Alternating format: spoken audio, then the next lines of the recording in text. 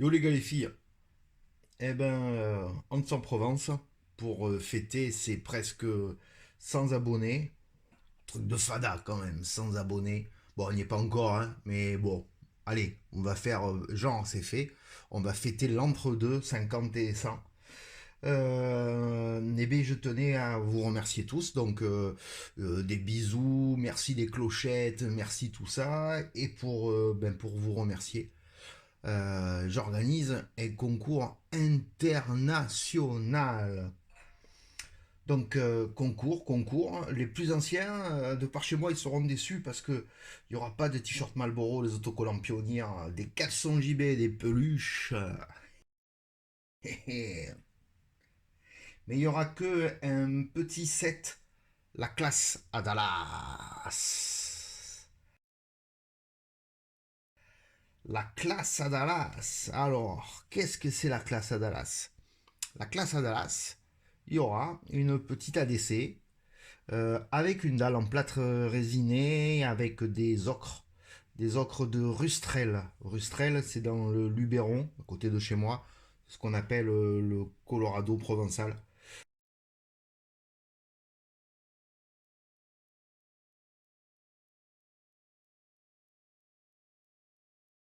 Je vous invite à aller visiter ça si jamais vous passez par notre belle Provence.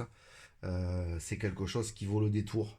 Il faut passer à Rustrel et il faut manger là-bas le midi, là, avec tranquillou les cigales. Après, aller jouer un peu au boule. Et il faut pas oublier, avant, on fait un peu l'apéro. Et voilà, c'est les vacances. Donc, la dalle, vacances, la classe à Dallas, à Colorado provençal. Après, ben, il y aura un tube. Dans ce tube, il y aura un petit fameux torticolis de Provence avec la ventilation qui est ici, là. Et c'est juste un tube qu'on peut raccorder, auquel on peut rajouter de l'eau. Mais là, en l'occurrence, ça sert de ventilation. C'est pas, c'est pas inutile, la ventilation, même sur des tubes en bois. J'ai vu certaines vidéos où, notamment chez les crématogataires Scutellaris, le couvain avait moisi de par manque de ventilation. Donc là, ça assure quand même une ventilation. Le nid également. Donc il y a une ventilation en haut du chapeau, une ventilation avec cheminée et on peut enlever ça et on peut nourrir ses fourmis par là. Voilà. Et seconde ventilation ici. Ah, donc trou de raccord bien sûr qui servira éventuellement à raccorder l'air de chasse à autre chose. Tout ça, ça permet de ventiler le bazar. Alors, écoutez, après, pour aller avec ça, il y aura un abreuvoir claquette chaussette, l'abreuvoir. Il est ici avec 8 mousses. Il y a à peu près, on va dire 4 ans d'autonomie sur cet abreuvoir avec les mousses. Sinon, c'est pas compliqué, hein, c'est fait avec, il n'y a pas de secret, c'est fait avec de l'éponge magique. Mais l'éponge magique, il faut bien la rincer forcément avant de l'utiliser. Mais sinon, que ce soit pour les tubes ou pour les abreuvoirs, ça fait le boulot, ça bouge pas. Au bout d'un moment, il faut la changer parce qu'elle se rétracte un petit peu. Mais c'est des produits naturels et ça fait des années que j'utilise ça en aquariophilie ou avec les fourmis et jamais eu aucun souci.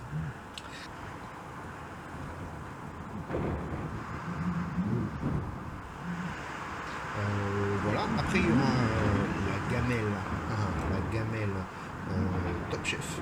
Ça permet de revisiter les recettes de miel, de protéines, tout ça. C'est quand même pratique parce que, genre, vous voulez goûter, vous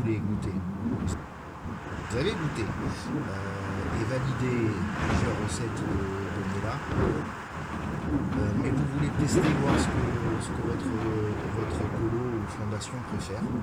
Ben, en mettant 3 gouttes dans chacun des compartiments, ça permet de voir ce qu'elle préfère et ainsi de doser. Voilà, voilà. Après, il y aura ben, un petit cache pour aller avec, un cache de rouge.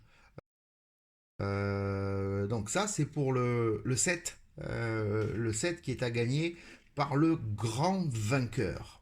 Alors, il y aura 3 gagnants. Il y aura le grand vainqueur international. Il va gagner tout le kit claquette chaussette. Voilà. Avec la mousse. Et il aura le choix de choisir la colo qui va bien pour peupler ce joli kit. Donc, le gagnant pourra choisir entre les 3. Le deuxième, il pourra choisir entre les 2 qui restent. Et le troisième, il pourra choisir ben, celui qui reste. Donc, c'est comme ça. Le troisième, c'est pas juste, mais c'est quand même mieux que le quatrième. Parce que le quatrième, chez nous, on dit un truc juste devant la porte des cabinets. C'est un peu ça. Donc, ben, il n'y en aura pas de quatrième. Il n'y aura que de 1, 2 et 3. Donc, le 1, il peut choisir parmi les 3 colos. Les quoi? 2 colos et... Non, une colo, 2 fondas. La première colo, je ferai un petit zoom pour la voir un peu mieux. C'est des Camponotus lateralis.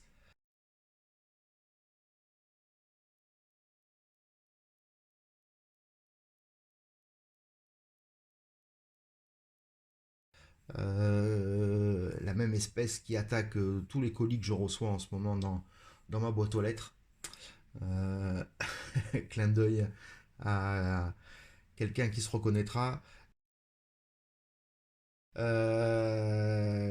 Donc c'est une colo qui attaque sa 3e année. Il y a quelques ouvrières, il n'y a pas de major encore, mais apparemment vu les cocons, ils vont arriver cette année.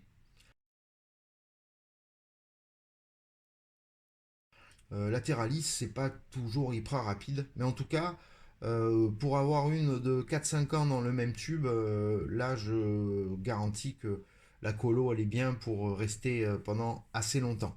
En plus, autre avantage de ce petit kit claquette chaussette, c'est que ben, pour la diapose c'est facile. Hop, on prend, on met dans la pièce qui va bien, on vérifie juste qu'il y a de l'eau, un peu de miela, et ça se transporte facilement. Il n'y a pas besoin d'avoir les 2 mains, le nid, le raccord, le machin.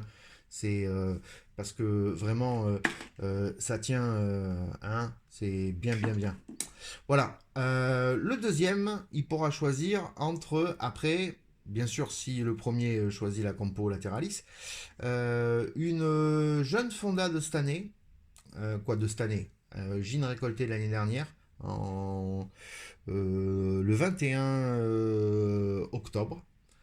Il y a la date dessus, comme le port salut. C'est des Crématogater scuteralis. Donc voilà, elles aussi, elles seront très bien dans ce tube.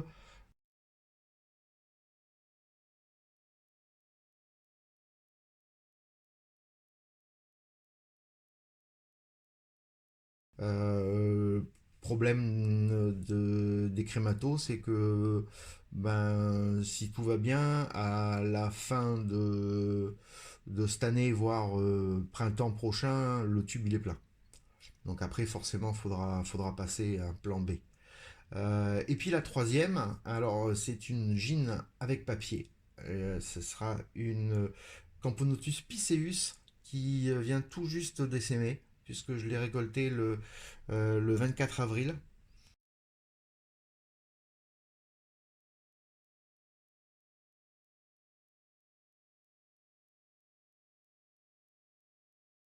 Alors celle-là, elle a un peu une particularité. Donc là, elle vient de... bon, c'est un peu le bazar. Malheureusement, je l'ai sorti et vous pouvez peut-être voir, je ferai quelques photos aussi un peu mieux avec un plan plus serré. Ses premiers œufs, 6 œufs je crois, sont un peu en bazar là dans le tube. Ah, c'est une jeune maman. Celle-là fait partie du petit programme. Je mettrai le lien dans les commentaires du petit programme qu'on a essayé de monter pour tenter de faire de la reproduction en captivité. Alors, bien sûr, je ne garantis pas que mon mode opératoire est parfait, puisque je récupère des sexués dans la nature ailés. Et que après, je mets en condition mâle et femelle de la même espèce, et que je vois ce qui se passe. Donc, retour d'expérience, même si c'est pas le sujet, cette année, j'ai 6 vagus qui récupérés ailés se sont dézélés après contact avec des mâles et ont toutes fondé aujourd'hui. Et Picéus 4 également. Donc bien sûr, tant que c'est pas des princesses vierges récupérées dans une autre fonda en captivité, dans une autre colo pardon en captivité mature, on peut pas dire que ça marche. En tout cas, celle-là a la particularité d'avoir perdu ses ailes après contact avec deux mâles, on va dire ça comme ça. Et donc ben là, sa carte d'identité.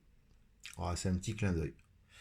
Euh, voilà. Et ben écoutez, donc pour participer, c'est simple. Vous mettez juste je participe dans les commentaires parce que je sais qu'il y en a certains que ça va pas intéresser mon petit truc. Mais voilà, vous mettez je participe.